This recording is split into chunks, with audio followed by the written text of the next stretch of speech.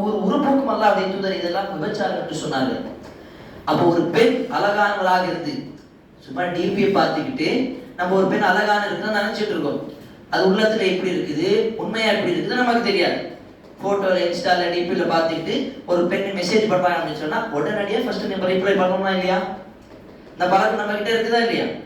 அல்லாஹ் பாதுகாக்க வேண்டும். இதெல்லாம் விபச்சாரத்தின் பக்கம் அழைக்கக்கூடிய ஒரு வழி.